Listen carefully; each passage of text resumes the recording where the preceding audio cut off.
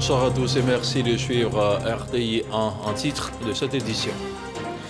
Au stade Loseni Soumaoro de Séguéla, les populations reconnaissantes du district autonome du Woroba, composé des régions du Bafing, du Béré et du Worodougou, ont exprimé leur reconnaissance au président de la République. Une mobilisation exceptionnelle pour saluer les actions de développement du chef de l'État, le président Alassane Ouattara.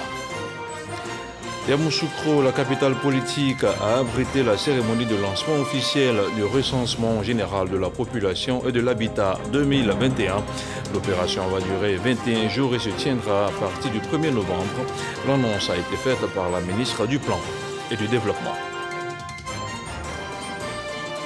Et puis demain, lundi 13 septembre, marquera la reprise officielle des cours sur toute étendue du territoire national.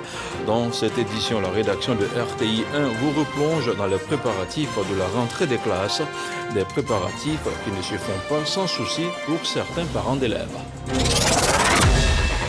Voilà, merci de regarder notre chaîne. La population du district autonome du Woroba, composée des régions du Bafing, du Béré et du Worodougou, témoigne leur reconnaissance au chef de l'État.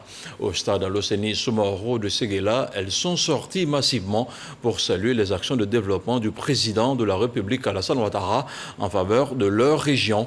Une journée d'hommage et de reconnaissance au cours de laquelle le chef du gouvernement, Patrick Achi, a invité l'ensemble des populations du Woroba à l'union et à la solidarité autour du chef de l'État.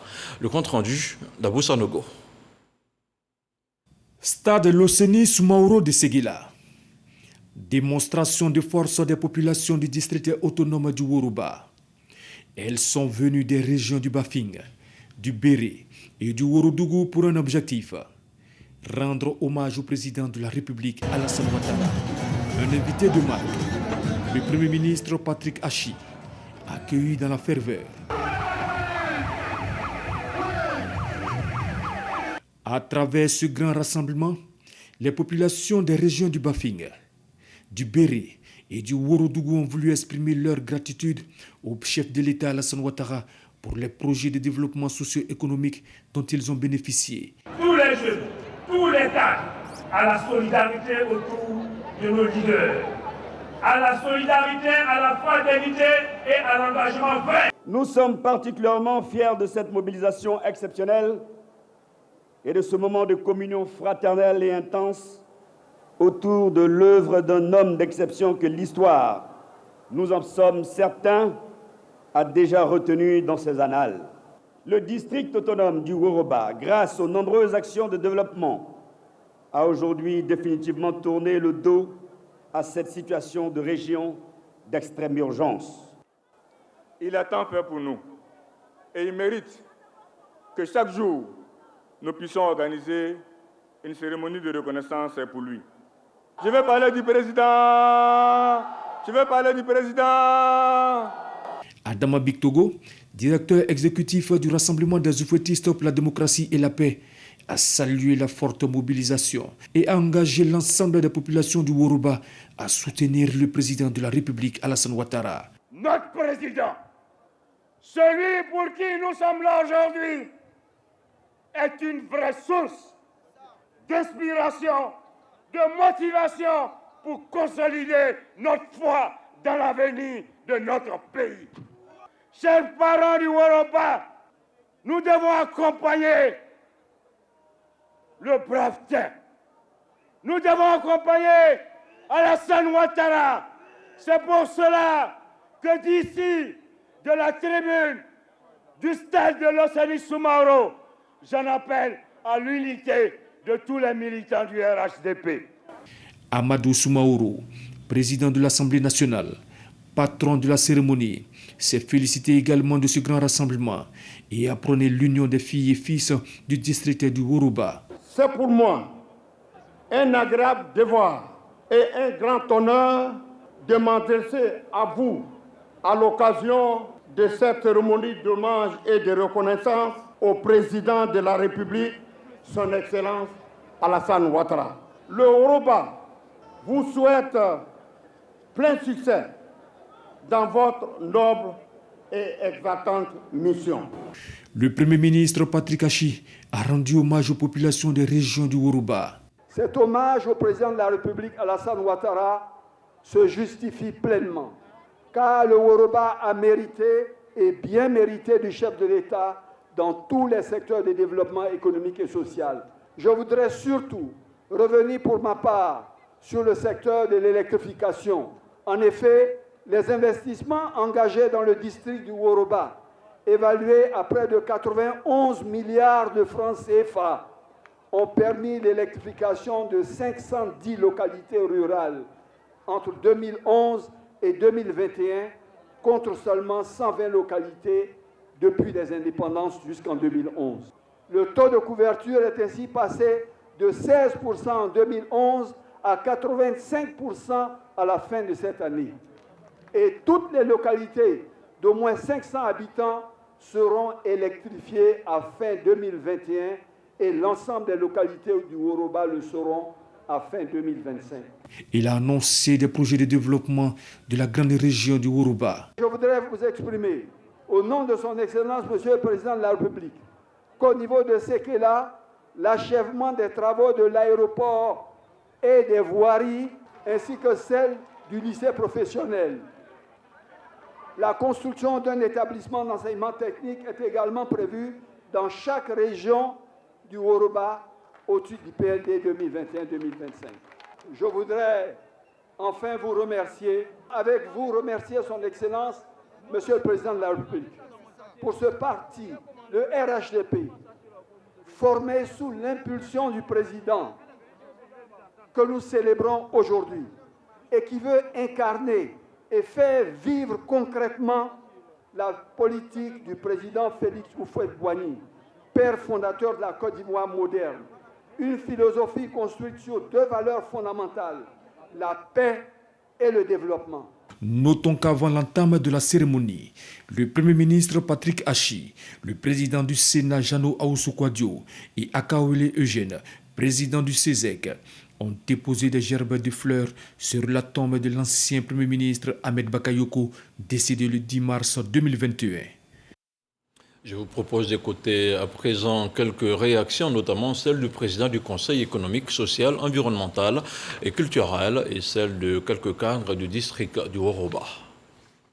C'est le moins qu'on puisse faire aujourd'hui pour le président de la République, pour son leadership en matière de développement, non seulement pour la Côte d'Ivoire, non seulement spécifiquement pour une région, pour la région de Côte d'Ivoire, mais je dirais même pour l'Afrique et pour le monde. Il méritait que ça et là, on lui rende hommage comme ça vient d'être fait. Celui qui ne reconnaît pas les bienfaits de l'homme ne reconnaît pas les bienfaits de Dieu. C'est à ce titre-là et en cette qualité que nous venons tous rendre hommage au président de la République. Que Dieu le protège, qu'il lui accorde des moyens nécessaires et suffisants d'une vie radieuse et qui permet d'atteindre toutes ses fins. Avec elle, toute la Côte d'Ivoire, dont le Woroba. Il a fait beaucoup, beaucoup reste encore à faire, mais nous faisons confiance au président de la République pour pouvoir donc terminer l'amorce de développement que le Woroba a commencé, en notamment l'achèvement des routes, des voies de Makono-Ségéla et Ségéla-Touba. En tout cas, ce sera pour le grand bien de nos parents. Un très grand moment et je suis fier d'être présent aujourd'hui parce que le président a besoin de notre soutien, a besoin qu'on lui rende hommage pour tout le travail accompli. Le Woroba, vous le savez, est de nature une population reconnaissante. Le Woroba est de nature une population qui soutient le président de la République. Et fort donc des actions de développement que le président de la République apporte au Woroba, il était important pour nous de venir lui témoigner toute la marque de considération, toute la reconnaissance au chef de l'État. Nous sommes très heureux d'être aujourd'hui en Côte d'Ivoire et aussi surtout à Ségéla. Et donc nous sommes très heureux. Nous disons une fois de plus merci au président de la République pour tout ce qu'il a fait pour Ségéla. Un discours rassembleur, un discours de sincérité, un discours d'engagement et un discours futuriste. Il faut remercier le Premier ministre car vraiment il est efficace et sa présence ici aujourd'hui nous a permis de comprendre que la Côte d'Ivoire est en marche. Je vous le disais également en ouverture de cette édition d'information pour une meilleure planification des actions de développement. La ministre du Plan a procédé à Yamoussoukro au lancement officiel de l'opération de dénombrement de la population. L'opération qui va démarrer le 1er novembre va durer 21 jours. Les précisions de Kader Sogodogo. Combien sommes-nous exactement en Côte d'Ivoire? Où vivons-nous? Combien y a-t-il d'hommes et de femmes? Voici autant de questions auxquelles le recensement général de la population et de l'habitat, RGPH 2021, viendra répondre. Il est prévu du 1er au 21 novembre 2021. L'annonce a été faite par la ministre du Plan et du Développement, Nialé Kaba, à l'ensemble du corps préfectoral ivoirien, réuni au pied de la basilique à Yamoussoukro. Les préfets ont reçu, pour la circonstance, leur feuille de route pour la réussite de l'opération. L'objectif, c'était ensemble les mettre en mission pour cette opération importante. Ensemble, leur demander leur appui, leur collaboration, leur encadrement de nos agents qui vont être sur le terrain pour que de maintenant jusqu'au dénombrement, l'opération se passe dans les meilleures conditions. Une opération nécessaire pour une meilleure planification du développement avec des statistiques fiables. Il est clair qu'une mobilisation de toutes les populations s'avère nécessaire. On compte sur les populations pour se faire recenser, adhérer massivement à l'opération. Ça a un objectif purement économique. Si on ne connaît pas la taille des populations, on ne peut pas dimensionner les infrastructures. On ne peut pas dimensionner les actions ciblées. Le recensement général de la population et de l'habitat 2021 est le 5e du genre en Côte d'Ivoire. Était présent à son lancement, aux côtés de la ministre du Plan et du Développement, Nialé Kaba, le président de la Chambre nationale des rois et chefs traditionnels de Côte d'Ivoire et le ministre-gouverneur de Yamoussoukro, Dr Augustin Thiab. Comment mutualiser les moyens pour mieux lutter contre la désinformation sur les réseaux sociaux? La question était au cœur d'une rencontre du Conseil de l'Entente qui se tient à Abidjan. La première session extraordinaire de la réunion a vu la participation de certains ministres en charge de la sécurité des pays membres du Conseil. Plus de détails avec Moussa Konaté. Fake news, rumeurs, informations modifiées sur les réseaux sociaux visent à manipuler ou tromper l'opinion. Ces actes de désinformation préoccupent le Conseil de l'Entente. La problématique des fake news affecte quotidiennement la vie de nos populations. En effet, la désinformation mensongère et parfois diffamatoire que véhiculent chaque jour ces réseaux sociaux est une nouvelle forme de délinquance qu'il est impérieux de combattre et de contrôler. Lutte contre la désinformation sur les réseaux sociaux. Le sujet est donc au centre de la réunion des ministres en charge de la sécurité et des frontières du Conseil de l'Entente. Des représentants des 5 pays membres de l'institution échangeaient sur la mutualisation des moyens pour freiner le phénomène. Dans le cas de la gestion de la Covid-19, plusieurs messages qui circulaient tentaient de convaincre nos populations de l'inexistence de la maladie à coronavirus. La même attitude est actuellement observée avec la mobilisation d'un courant anti-vaccin, appelant nos concitoyens à ne pas se faire vacciner. La désinformation et les fausses nouvelles qui circulent sur les réseaux sociaux ont des conséquences néfastes sur la paix et la sécurité de notre espace entente. Ces outils peuvent également être facilement utilisés par les groupes terroristes en vue de favoriser l'expansion de l'extrémisme violent dans notre sous-région. Nos États se doivent donc d'explorer les voies et moyens nécessaires pouvant permettre de contrôler le contenu des dits réseaux et de réprimer au besoin tout comportement tendant à troubler l'ordre public. Nos États disposent-ils de l'arsenal juridique nécessaire à la répression des infractions constatées dans un domaine aussi novateur? Sinon, comment y remédier? Les agents en charge de la gestion de ces cas avérés sont-ils suffisamment formés? Ces questions sont au cœur de nos préoccupations quotidiennes. Aujourd'hui, il nous faut les aborder sans faux fuyant, en partageant nos expériences. Nous entendons réprimer, mais surtout trouver ensemble des voies et moyens d'une régulation à même de prévenir tout cas d'abus dans l'usage des réseaux sociaux aux conséquences dévastatrices. Les participants à cette rencontre ont recommandé, entre autres, le renforcement de la coopération policière et judiciaire afin de lutter efficacement contre la désinformation via les réseaux sociaux. Le parc industriel de la Côte d'Ivoire va s'enrichir d'une nouvelle usine dans 12 mois. L'entité sera destinée à fabriquer des produits nutritionnels pour animaux. Le premier coup de pioche a été donné vendredi dernier par le ministre des Ressources animales et halieutiques, Sidi Touré. Envoyé spécial à Coupé Zodji, Lansine Bakayoko. Bâtie sur une superficie de 33 000 m², cette usine de fabrication d'aliments pour bétail, porcs, volailles et poissons est portée par le néerlandais Koudis. Avec un potentiel annuel de 120 000 tonnes, ce site industriel majeur permettra de mieux répondre à la demande croissante de produits de nutrition animale en Côte d'Ivoire et dans la sous-région. La Côte d'Ivoire, un choix de raison pour l'opérateur économique. Le pays a entrepris des réformes qui ont rassuré les investisseurs, ont fait de ce pays un hub économique de la sous-région. Les besoins alimentaires restent énormes au regard de l'évolution de la population ivoirienne, des potentialités de l'espace économique de la CEDEAO et de l'UEMOA. Ces deux zones représentent une population d'environ 330 millions d'habitants. Fortement mobilisés à cette étape de démarrage des travaux, les éleveurs locaux espèrent avoir à disposition des produits de qualité et surtout à moindre coût. Pour le ministre Sidi Tchomoko Touré, les 8 milliards qui vont être investis viennent donner un coup d'accélérateur à la stratégie nationale en matière de production animale et halieutique. Stratégie nationale qui prévoit une augmentation substantielle des tonnages. Je voudrais vous accompagner dans ce processus qui est de faire du secteur des ressources animales halieutiques un secteur compétitif, une source de création de richesses et d'emplois décents et stables pour une alimentation saine, nutritive et suffisante, respectueuse de l'environnement, couvrant les besoins alimentaires et nutritionnels nationaux et tournée surtout vers la conquête de marchés régionaux. Rendez-vous est pris pour août 2022 où l'entreprise espère mettre sur le marché les premières cuvettes de protéines pour animaux d'élevage.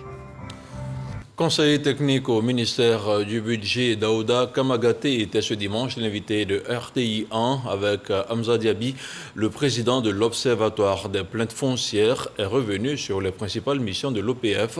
On regarde un extrait de son passage.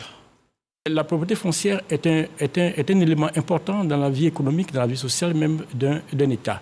Voyez-vous, lorsque vous avez un bien, vous pouvez donc n'est-ce pas, le mettre sous garantie pour avoir des prêts. Donc cela donc participe à l'activité économique en tant que telle. L'Observatoire est donc venu pour pouvoir éliminer tout ce qui est obstacle qui pourrait, n'est-ce pas, se poser au niveau des administrations pour que les entreprises, les individus puissent jouir, n'est-ce pas, pleinement de leur droit d'accession à la propriété foncière. Et vos activités, ce sont lesquelles? Vos activités, et puis surtout, comment on vous saisit? Comment se fait la saisine? Alors, les activités sont nombreuses. D'abord, nous avons pour objet de recevoir les plaintes, comme le dit, n'est-ce pas, le titre même de cet observatoire. Et donc, les plaintes sont donc adressées, nous instruisons et nous apportons des solutions. Nous suivons même, n'est-ce pas, la mise en œuvre de ce sens-là. Également, nous faisons de la veille également pour voir, n'est-ce pas, comment se comportent les services, si cela est conforme également, si cela ne crée pas de différents obstacles au droit, n'est-ce pas, d'accès à la propriété foncière. À cela s'ajoute également une force de proposition, un organe de proposition pour pouvoir améliorer le dispositif, pour pouvoir améliorer le fonctionnement de l'administration en la matière, de ce sens-là. Toutes les saisies sont en ligne. Toutes les saisies sont en ligne pour, n'est-ce pas, dans le cadre, n'est-ce pas, de la modernité de nos différents instruments. Et on se rend maintenant dans la commune d'Abobo où les services techniques de la mairie ont démarré ce dimanche l'opération de déguerpissement des espaces publics. L'opération s'est déroulée sans incident. Les vendeurs de bétail avaient d'ailleurs quitté les lieux la veille avant l'arrivée des forces publiques. La libération des espaces occupés de façon anarchique, tant souhaitée par Kandia Kamara, permettra de faire d'Abobo une commune où il fait bon vivre dans la paix et la sécurité. L'espace en question va abriter de nombreuses infrastructures, entre autres un centre hospitalier universitaire, un lycée d'excellence et une piscine olympique. On fait maintenant le point de la situation de la Covid-19.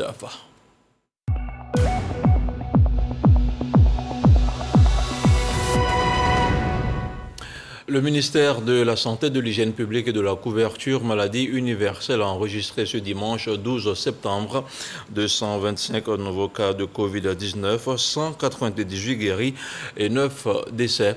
À la date du 12 septembre 2021, la Côte d'Ivoire compte donc 58 009 cas confirmés, dont 55 925 personnes guéries, 515 décès et 1569 cas actifs. Le ministre de la Santé, de l'Hygiène publique et de la couverture maladie universelle invite toutes les personnes de plus de 18 ans à se faire vacciner dans les centres dédiés. Il rappelle que la vaccination contre la Covid-19 est gratuite et volontaire. La Côte d'Ivoire a reçu hier samedi plus de 300 000 doses de vaccin Pfizer. Ce don des États-Unis s'inscrit dans le cadre de l'initiative COVAX. Il traduit la volonté des États-Unis à soutenir pleinement ses partenaires, dont la Côte d'Ivoire, dans la lutte mondiale contre la Covid-19. Le reportage de Walter Amadou Ouattara. Aéroport Félix Houphouët-Boigny d'Abidjan, samedi 11 septembre 2021. Des lots de doses du vaccin Pfizer Covid-19 sont débarqués. C'est un don des États-Unis à la Côte d'Ivoire à travers l'initiative COVAX. Et je voudrais souligner que le vaccin Pfizer est le premier vaccin à obtenir son autorisation définitive. C'est dire que c'est un excellent vaccin. Je voudrais féliciter la Côte d'Ivoire pour sa gestion de la riposte à cette pandémie. La Côte d'Ivoire s'en est sortie jusque-là bien mieux que la plupart des pays du monde et de la région. Mais maintenant, il est vraiment important de se faire vacciner parce que la variante qui sévit actuellement est plus facilement transmissible et la létalité est plus grande. Il y a eu plus de morts de Covid en Côte d'Ivoire le mois dernier, puis le début de la pandémie, et tous les morts étaient des non-vaccinés. Au nom du gouvernement, le ministre de la Santé, de l'Hygiène publique et de la couverture maladie universelle traduit toute la gratitude de la Côte d'Ivoire aux pays donateurs. On avait reçu juste là autour de 2,5 millions de doses qui ont permis donc de vacciner environ 1,5 million d'Ivoiriens aujourd'hui. Et on avait annoncé que les vaccins vont continuer donc à venir sur notre territoire pour vacciner la totalité des Ivoiriens sans discontinuer. Et c'est ce que nous constatons ce soir. Je voudrais donc profiter de votre micro pour remercier particulièrement les États-Unis. C'est vraiment un don précieux et important qui va nous permettre donc rapidement de, non seulement dans le cadre donc de ce qui a été adopté depuis le dernier Conseil national de sécurité, où on permet à ceux qui ont eu déjà la première dose d'AstraZeneca de se faire vacciner en deuxième dose en Pfizer, donc de rapidement donc rattraper ceux qui attendent ces vaccins-là. Il y a environ 600 000 personnes en Côte d'Ivoire qui attendent de prendre leur deuxième dose, mais également donc d'aller plus loin dans la vaccination en allant dans tous les quartiers d'Abidjan et à l'intérieur du pays. Avec cette réception de 373 230 doses, les États-Unis offrent ainsi à la Côte d'Ivoire 1 553 760 doses du vaccin Pfizer. Les populations sont invitées à se faire vacciner et à davantage continuer d'observer les mesures barrières. Je vous le disais en ouverture de cette édition, la rentrée des classes est appréhendée de diverses manières par les parents d'élèves. Pour les familles, les réalités ne sont pas les mêmes. Certaines ont pris de l'avance dans les préparatifs, quand pour d'autres, c'est la croix et la bannière. De Bingerville à Yopougon, en passant par Cocody et Ayamé, les parents d'élèves sont à l'épreuve de la rentrée des classes. C'est un dossier réalisé par Walter Amadou Ouattara. La rentrée scolaire 2021-2022 est prévue pour le 13 septembre. Avant cette date, les préparatifs vont bon train. Certains parents préfèrent se tourner vers des librairies dites par terre. J'ai 4 enfants scolarisés. Nous sommes obligés de se retourner vers les libraires dehors ici pour essayer de s'entendre avec eux. Quand je ramène le livre des 6e pour prendre pour 5e, j'arrive à économiser. Je mets seulement que peut-être 1000 francs, je prends pour 5e. Il y a d'autres qui viennent changer. Et chez nous, ici, dans notre jargon, on dit ça a troqué. Alors, ils viennent déposer pour la classe inférieure et prendre pour celui de la classe supérieure. Et il y a au moins un quota à ajouter et puis ça passe. Le prix, ça varie comme ça, 500, 1000 francs, 1500 et ça va même au-delà. Ça marche un peu vraiment, hein, parce que c'est le débit. Si la situation représente une belle opportunité d'affaires pour les promoteurs de ces commerces, communément appelés librairies par terre, ce n'est pas le cas dans cette papeterie située à Yopougon, carrefour sapeurs-pompiers. À 18h passées, l'équipe dirigeante des lieux place et replace les articles dans le secret espoir de recevoir des clients. La responsable laisse entendre que l'an dernier, à pareil moment, les rayons étaient bondés de monde. Cette rentrée, ça s'annonce très difficile par rapport aux autres années. On a quand même de la marchandise, on attend les clients. Tout ce qu'on a pris là, on est allé prendre chez les fournisseurs à crédit.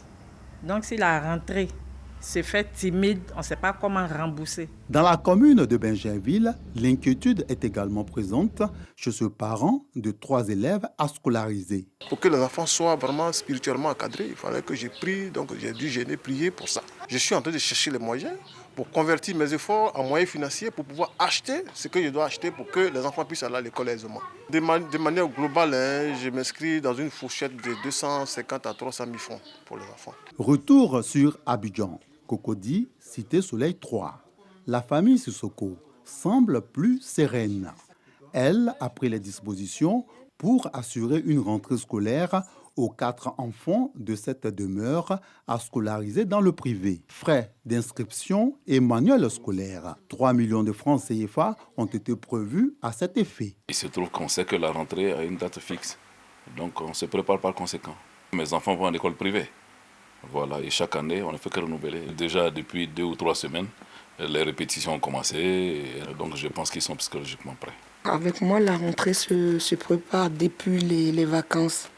En fait, j'ai commencé d'abord par la lecture, parce que je dis tout le temps à mes enfants que si on ne bille pas bien, on ne peut pas faire les devoirs. Donc ils avaient des petits livres, ils ont lu pendant toutes les vacances. Et là, on a vraiment commencé les révisions. Ça peut faire 3 à 4 semaines. Ils ont 2 heures de révision tous les jours. Puis ça se passe bien. Le chef de famille a reçu les différentes listes de fournitures scolaires par mail. Relativement aux écoles arrimées, au système de l'instruction française, une librairie très cotée a été recommandée par les chefs d'établissement. La famille s'y rend. Ce sont plus de 300 000 francs CFA qui sont déboursés aujourd'hui car tous les articles inscrits ne sont pas disponibles. Conscients que les parents ont fait leur part, les enfants Sissoko mesurent l'ampleur du devoir qui les attend. On a nos outils, maintenant il manque plus que le travail et puis les bonnes notes. Je prends l'engagement de bien travailler et d'avoir minimum 15 de moyenne cette année.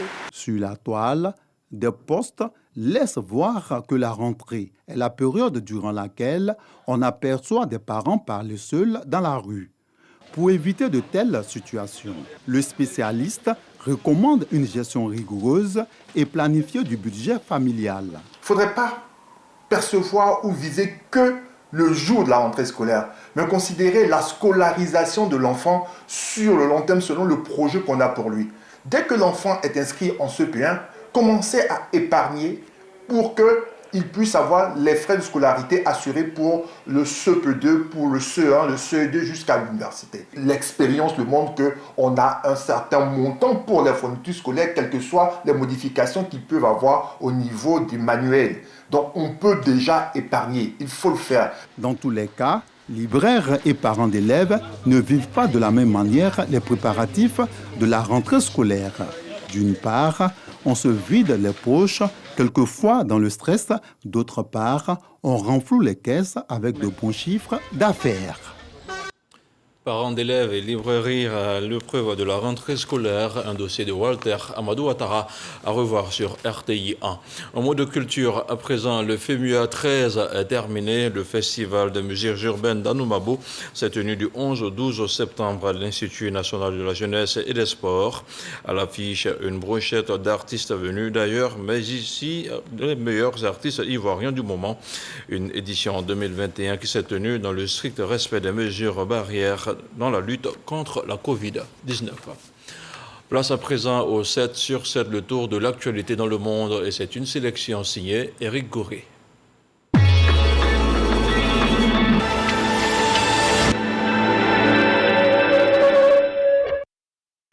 la première fois depuis 3 semaines, des millions de Néo-Zélandais pourront à nouveau sortir. La Nouvelle-Zélande va mettre fin cette semaine au confinement national de l'archipel, selon la première ministre. Plusieurs coups de feu en l'air ouverts par les talibans à Kaboul pour disperser une manifestation des dizaines d'Afghans qui dénoncent l'ingérence du Pakistan dans les affaires afghanes. 20 accusés et 1800 parties civiles pour un procès historique qui a débuté le 8 septembre à Paris. Le procès va durer 9 mois pour juger cette nuit d'horreur du 13 novembre 2015 et de ces attentats qui ont secoué la capitale. Les accusés seront jugés devant une cour d'assises spéciale à Paris. Angela Merkel quittera le parti à l'issue des législatives du 26 septembre prochain.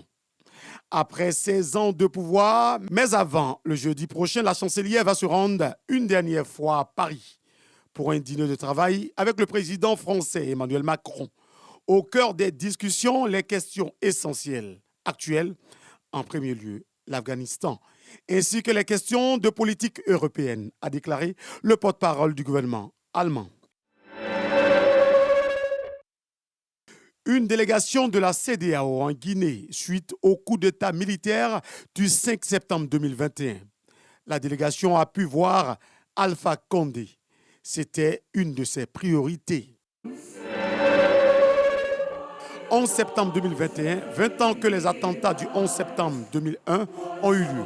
Contrairement à ses prédécesseurs, en lieu et place d'un discours pendant la cérémonie de commémoration, le président américain Joe Biden a enregistré et diffusé une déclaration la veille où il appelle à l'unité nationale. Une semaine après le coup d'État militaire, l'heure est aux négociations, selon la junte au pouvoir. Du mardi 14 au vendredi 17 septembre au Palais du Peuple, ce sera une série de rencontres toutes les heures avec les partis politiques, la société civile et encore les représentants des compagnies minières. Ce sont les concertations avec toutes les forces vives de la nation, selon le communiqué du Comité national du rassemblement et du développement, CNRD.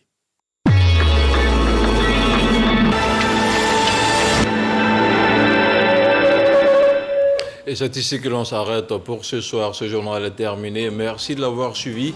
Demain, l'info reprend toute sa place à 6h30 sur RTI 1 avec Régis Kofi. Bonsoir et que la paix soit chez vous.